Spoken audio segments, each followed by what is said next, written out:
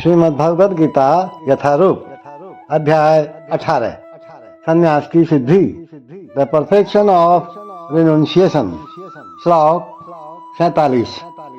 भगवान बता रहे हैं कि अपने स्वभाव के अनुसार जो आपको दिए हुए काम है वो करो तो उससे कोई मनुष्य कभी पाप से प्रभावित नहीं होता है। श्रेयान् स्वधर्म विगुण परधर्मात् सुअनुष्ठितात् स्वभाव नियतं कर्म कुर्वन् न आपनोति किल्बिषम्।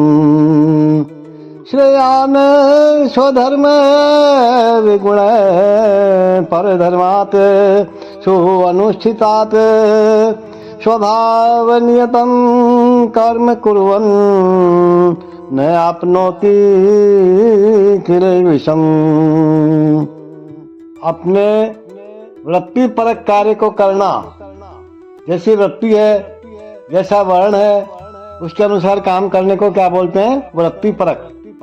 अपने वृत्ति परक कार्य को करना, चाहे वह कितना ही त्रुटिपूर्ण ढंग से क्यों न किया जाए, अन्य किसी के कार्य को स्वीकार करने और अच्छी प्रकार की अपेक्षा अधिक श्रेष्ठ है। अपने स्वभाव के अनुसार निर्दिष्ट कर्म कभी भी पाप से प्रभावित नहीं होते। देखो, भगवद गीता में मनुष्य के जो वृत्तिपरक कार्य हैं यानी स्वधर्म है उसका निर्देश दिया हुआ है। जैसा कि पिछले श्लोकों में वर्णन हुआ है, ब्राह्मण, क्षत्रिय, वैश्य तथा शूद्र के कर्तव्य उनके विशेष प्राकृतिक गुणों यानी उनके स्वभाव के अनुसार ही निर्दिष्ट होते हैं। किसी को दूसरे के कार्य का अनुकरण नहीं करना चाहिए। जो व्यक्ति स्वभाव से शूद्र के द्वारा किए जाने वाले कर्म के प्रति आकृष्ट हो रहा है उसे अपने आप को झूठे ब्राह्मण नहीं कहना चाहिए, भले ही वह ब्राह्मण कुल में क्यों न उत्पन्न हुआ हो।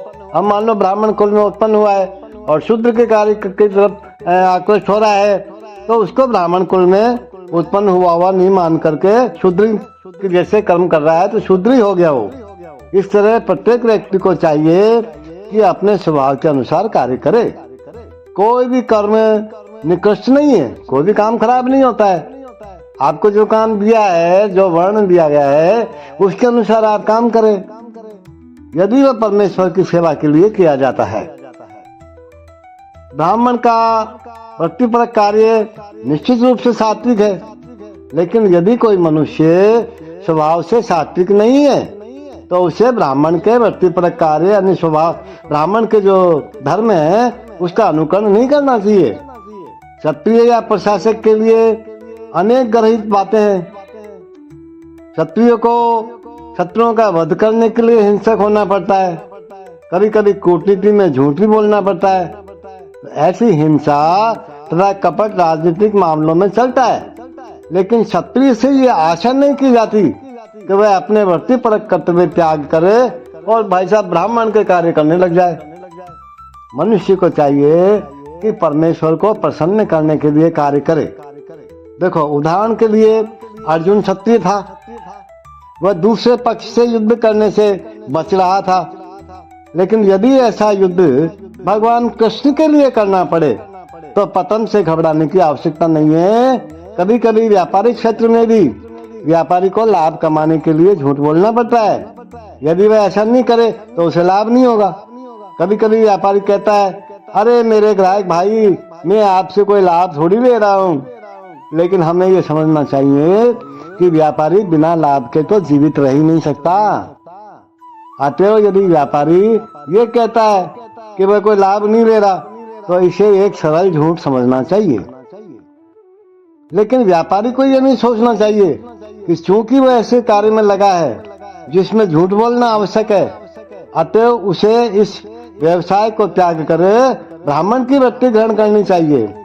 इसकी शास्त्रों द्वारा संस्तुति नहीं की गई है, ऐसा नहीं होना चाहिए। चाहे कोई क्षत्रिय हो, वैश्य हो या शूद्र हो, यदि वह इस कार्य से भगवान की सेवा करता है, जो काम उसको दिया हुआ है वो अपना काम पूरा करता है तो कोई आपत्ति नहीं है।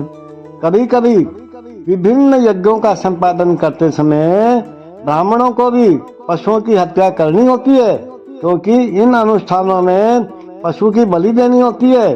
इसी प्रकार यदि क्षत्रिय अपने कार्य में लगा रहकर शत्रु का वध करता है तो उस पर पाप नहीं चढ़ता। जिसे भगवान ने अर्जुन को कहा कि तू इनका वध कर, कोई पाप नहीं लगेगा। और तृतीय अध्याय में तो इन बातों को स्पष्ट एवं विस्तृत व्याख्या हो चुकी है। हर मनुष्य को यज्ञ के लिए अथवा भगवान विष्णु के लिए कार्य करना चाहिए। इंद्रिय तृप्ति के लिए किया गया कोई भी कार्य बंधन का कारण है। अपने आप के लिए करोगे, इंद्रिय तृप्ति के लिए, मुझे ये फायदा हो जाए, मुझे वो लाभ हो जाए, ऐसा नहीं। भगवान के लिए करो, भगवान के निमित्त करो सब काम। निष्कर्ष ये निकलता है कि मनुष्य को चाहिए कि अपने द्वारा अर्जित विशेष गुण के अनुसार कार्य में प्रवृत्त हो और परमेश्वर की सेवा करने के लिए ही कार्य करने का निश्चय करे। It is better to engage in one's own occupation, even though one may perform it imperfectly, than to accept another's occupation and perform it perfectly. Duties prescribed according to one's nature are never affected by sinful reactions.